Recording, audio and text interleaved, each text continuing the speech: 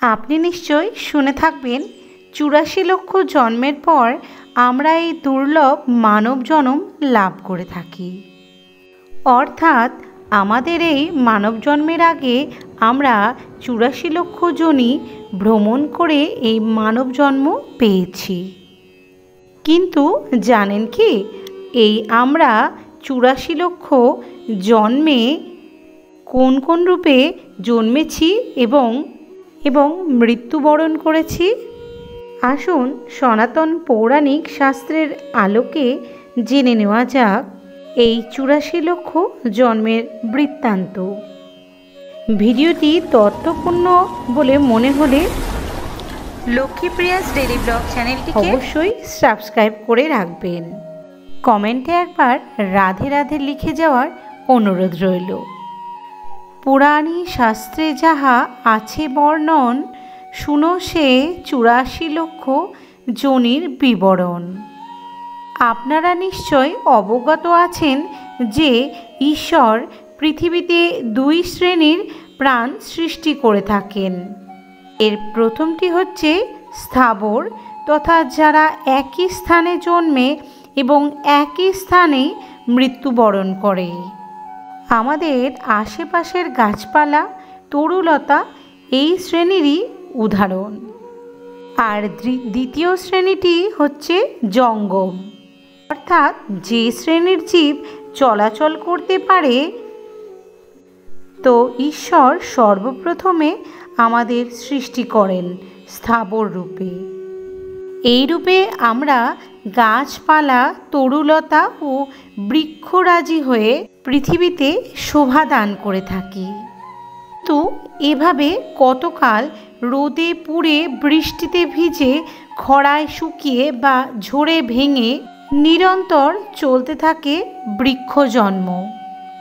কিন্তু অবশেষে ২০ লক্ষ বার গাছপালা রূপে জন্মের শেষে আমাদের জন্ম হয় তুলসী বৃক্ষরূপে।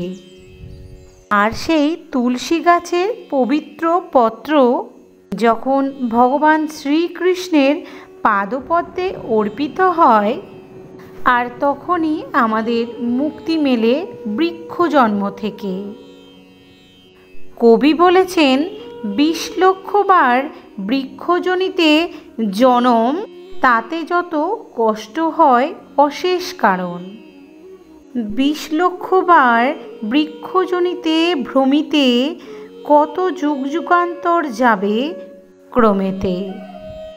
তো বৃক্ষ জন্মের শেষে আমাদের জন্ম হয় জলজ জীব হিসাবে। এই পর্বে আমরা কখনো মৎস্য, কখনো কূর্ম ইত্যাদি রূপ পরিগ্রহ করতে থাকি ঈশ্বরের কৃপা লাভের আশায়। কিন্তু এভাবেই বা যাবে আর কতকাল? অবশেষে আসে মুক্তির সময়।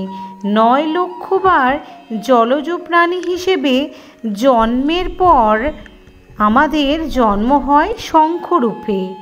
আর যেদিন সেই শঙ্খ, অর্থাৎ সেই জল শঙ্খের জল অর্পিত হয় শ্রী গোবিন্দের চরণে, আর সেদিনই আমাদের মুক্তি মেলে জলজ যোনি থেকে। তাই কবির ভাষায় মৎস্যে কূর্মে ৯ লক্ষ বার জন্ম হয় ভ্রমিতে পারিতে জীব কত কষ্ট পায়। ৯ লক্ষ বার জন্ম হয় ধীরে ধীরে, ঘর বাড়ি ঠিক নাই যথাতথা ফিরে। তো জলজ যোনি থেকে মুক্তি পাওয়া গেল। তবে কি এবার মিলবে মানব জন্ম? না, এবার আমাদেরকে জন্ম নিতে হয় কীট পতঙ্গ রূপে। কখনো মাছি, কখনো মশা, শুঁয়াপোকা, কেঁচো ইত্যাদি রকমের কীট হয়ে বারবার জন্ম আর বারবার মৃত্যু। আর এইভাবেই কেটে যায় আরও ১১ লক্ষ জনম। কীট জন্মের শেষে জীবের জন্ম হয় মৌমাছি রূপে। আর সেই রূপে আমরা মধু সংগ্রহ করে জমা করি মৌচাকে। এবং যেদিন আমাদের সেই সংগৃহীত মধুর একটি ছোট্ট বিন্দু রাধা মাধবের ভোগে অর্পণ করা হয়, সেদিনই আমাদের মুক্তি মেলে কীটজনি থেকে। কৃমি জন্ম 11 লক্ষ ভ্রমিয়া বিশেষে, 10 লক্ষ বার পক্ষীজনি শেষে। তো কীট বা কৃমি জন্মের পর আমাদের জন্ম হয় পক্ষীকুলে, অর্থাৎ পাখি রূপে। কত শত হাজারো পক্ষী হয়ে আমরা বিচরণ করি অন্তরিক্ষে। তবে এ জন্মেও কখনো সর্পের ভয়, কখনো তীব্র ক্ষুধায় খাদ্যাভাব, কখনো ঝড় জলে নীড় ছিঁড়ে পড়া ইত্যাদি রকমের যন্ত্রণা সহ্য করতে হয় আমাদের। তবে হ্যাঁ, অন্য জন্মগুলোর মতো এই জন্মের শেষ আছে। 10 লক্ষ বার পক্ষীকুলে জন্ম হওয়ার পর আমাদের জন্ম হয় ময়ূর রূপে।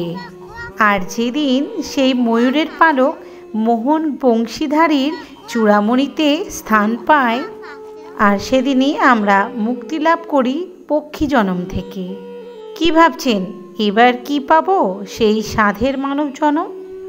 এবার আপনাকে জন্ম নিতে হবে পশুকুলে, অর্থাৎ কখনো মাংসাশী বাঘ, সিংহ কিংবা নেকড়ে রূপে, আবার কখনো মাংসাশীদের ভোজন রূপেও তথা মৃগ, ছাগ ইত্যাদি রূপে।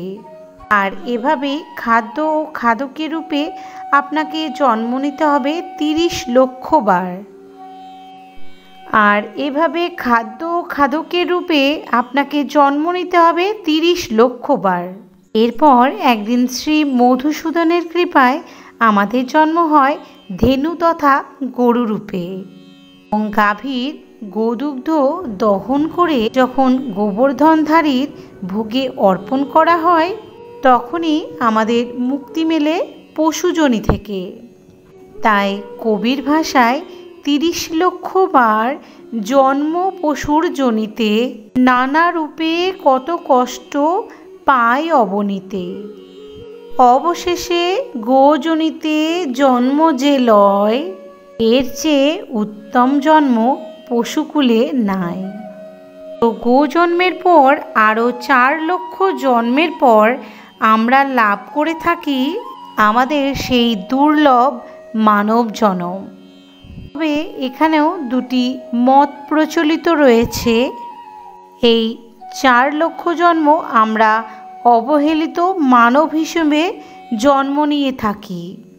কবির ভাষায় গোজনির শেষে পশুজনি নাই, মনুষ্যজনিতে এবার জন্ম তার হয়।